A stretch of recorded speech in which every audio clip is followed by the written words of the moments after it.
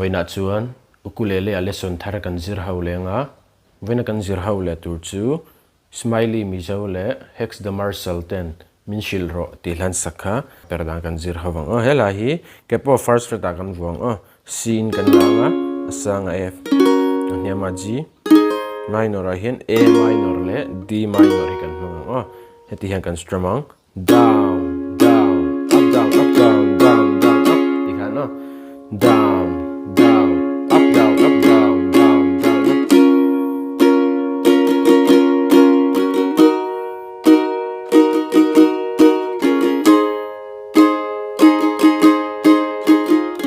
ti khan kan strumang alhanan karon play mil lenga uluk da vinilo ngai thale don nia